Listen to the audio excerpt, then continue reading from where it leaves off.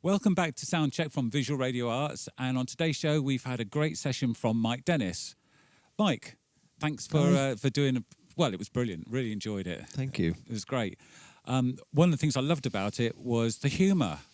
You know, when you listen to those lyrics, it's so funny. Good.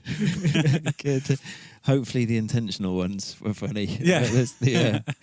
Although actually, if the ones they didn't intend to be funny were funny too, then who cares? Because it's entertaining. Yeah. So, But it was really good to listen to, you know, the stories. Good. You know, in the songs, and I guess for many people, hip hop and rap, it is stories, and I'm surprised that more people haven't kind of, you know, cottoned on to that yet. Yeah. I think a lot of people are often put off by the lack of intelligibility live. So seeing a rapper and thinking, I can't understand what he's saying. Yeah. Because of the speed, bad mic technique, bad sound, essentially. I think a lot of the time are the reasons people can't make out what an MC is saying. So I think a lot of people instantly write off hip-hop music, and but like you were saying earlier, if they listen to the stories and the humour, you can get a lot from it. Yeah, and I guess there's probably quite a lot of kind of slang vocabulary that if you're not familiar with it, then you kind of it goes over your head sometimes. Whereas on yours, I don't think your stories didn't sort of hook onto that at all. No. They were just stories. I think I thought I knew some cool slang when I was about 16, and then from that point on, I've realised I don't know it at all. So I just talk as normally as I can. Yeah. No, it's great. And the other, I can't remember the name of the song. You'll remind me. It's the one which talks about you want everything. I think that's what it's called, actually, isn't it? I want everything. I want everything. Yeah, I thought that was brilliant insofar as doesn't it sum up everybody's world, where, you know, we do want kind of like, you know, a clean environment, but we do want fast cars, you know, and we do want to go on holiday to the other side of the world, but we don't want to, you know, wreck the environment. Well, I suppose everybody, if they listen, probably would be on board on that song. That's the one I get the most comments about these days. It was the easiest one to write as well. It was just it started off as a letter to somebody, and then it just turned into a list of all these ideals, which I think I really want. I know I really want. That's why I put them in the song. It took about 10 minutes to write the whole thing, and then some of the ones I've done today, I slaved over for months and months to get the right rhyme schemes, and then. That one that took me 10 minutes to write is the one that loads of people come up and say it made me cry, and I say good. I'm glad. I think. Weep. I Weep, say set out fool. To make you. Weep, you mad. I set out to make. I didn't set out to make anybody cry. I just wanted to. The aim is for that. The aim in that one is empathy. Really, I know what that feels like, and you know what this feels like, and we all want these things we can't have. Loads of people pointed out the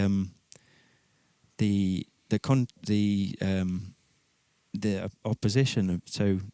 I only really thought about I want peace in the Middle East, and I want cheap petrol. I want plastic gadgets, and I want a clear blue sea. I only thought when I was writing that, I only thought of those as the two opposed ones, and the rest of the opposition things just seemed to come out. But everyone's saying, I like the contrast because you want this, and but then you want that as well. Yeah. But most of it was written as just a list. Yeah. So I'm rambling a bit now, aren't I? But it's all of it, isn't it? I mean, it's, you know, all the things that, you know, in our ideal world, we'd want all of it, as you say. Yeah. And then, you know, it's the summary at the end. I just want to live? I think that's what comes to I want to live, and then at the very end, it's I want desires. I want to excel, and I want to bow. I want to understand, and I want to end this now. I quite often don't end it then. Yeah. Because sometimes it feels right to end it there. Yeah. But I think it's a great example of when people can hear the lyrics and the words, it elevates the whole thing, the whole sort of song. And I should imagine that, you know, when people get to see you live, there are a couple of things that they immediately clock onto, like looping and violins. But the lyrics, when they get those as well, it just adds a whole load more. I hope it does, yeah. I've been doing this project for about 10 years now, this particular thing, since about 2013. And now it's funny when I play at my open mic night in Bristol and people haven't seen me and they say, wow, that's such a cool concept, because for me it's something that's quite normal now. But I'm really excited that it continues to be a new idea for people. But I was learning violin as a kid, and then my uncle was playing me loads of hip hop, so I ended up wanting to be a rapper and being able to play the violin thanks to my mum and my nan paying for my lessons. So, and then it just came to, now it's just something that, now it's just my act, and it feels normal to me, but it's nice when other people say it's unusual. Well, it's not that it's unusual, it's just it works. That's good. So, some of the sort of like what the layering of the violin gives this big sound, I think, and then augmented with, some sort of samples and some, some stuff, drum stuff that you sort of add onto it. It just kind of elevates it all into being almost like a big orchestral sound at times. Yeah. And I think that's unexpected. I've known and met quite a lot of people that use sort of loops and sort of stuff, but it's not often, because it's quite an art and a technique to be able to kind of make it work. But it's not often that you hear something that is so full. Yeah, I'm trying to use the three. Essentially, I've got 6 layers, so I've got 3 discrete layers, and then I can undo the last layer on each of those 3. So if I plan it out beforehand, I can make something very full that has enough variation. So things pop out here and then come back in there and pop it. I plan it out. So hopefully it comes across like it's not meticulously planned, but it is meticulously planned. But also on that note, there was 3 of the songs I did. So half of the set was entirely from scratch, and then half of it was based on an already existing tempo. So I think if I mix and match, I can keep it interesting. But you are right, trusting in your timing with the technique on the looper can be a real minefield. But there's also I don't know if you know Ange Hardy at all, folk singer. It rings a bell. She comes from sort of Watch It Way. She's the first person that I saw using a looper really, really well. But she says that she used to do festivals and she'd be on a stage somewhere, and she did most of her stuff live, so she'd sort of do the loops as part of the songs. And every now and then a tractor would go past on the festival and completely ruin the loop that you just set up. Or an aircraft would go overhead, The perils of using a looper in a live environment. I've had quite a lot of people go, wow, in the background and when the mic's on, which is quite good, actually. Sometimes I ask people to do that, but it can usually lead to something. Like I'll be at a festival and there's kids sat down with their parents and someone will shout some swear words. And I'll say, no, we're not keeping that in there. But Beardy Man and JFB used to do a thing in Brighton where they'd sample the audience into a loop, and that was when I first thought of looping. Actually, was Beardy Man. Back I used to live in Brighton. So that was a bit of a tangent. Sorry. Yeah. So. You've talked a little bit about kind of you were learning violin and you're into hip hop, and the two kind of organically sort of like grew together. But forgetting about the looping and all the rest of it, the sort of like the classical violin side of things, do you still kind of listen to, traditional, shall we say, violin? Less listening to, but I always practice. I always start my practicing with scales, arpeggios, and some of the classical exercises I used to do, because that's how You really have to do that to keep your hand in with it, because it sort of goes without saying, really, doesn't it? It's the same with any instrument. You have to get your technique down and continue to keep it warm and fresh, and keep the flexibility in your fingers. My mum is a he was a piano and guitar teacher, so we'll often share memories of a bit of Bach or a bit of Beethoven that we listened to or played together when I was doing my grades. But I don't listen to very much. You're making me think I want to be honest, because there's loads. I love Bach, and I love like French Romantic composers, and like Bartók as well. I love sort of slightly more Central and Eastern European. I'm quite keen on composers. Sibelius. Yeah, Sibelius, big, powerful, scary stuff. Yeah. I did the orchestras when I was in my teens, and I missed that as well. I should get back into that, but this takes a lot of time. Yes. So, I mostly listen to hip hop. I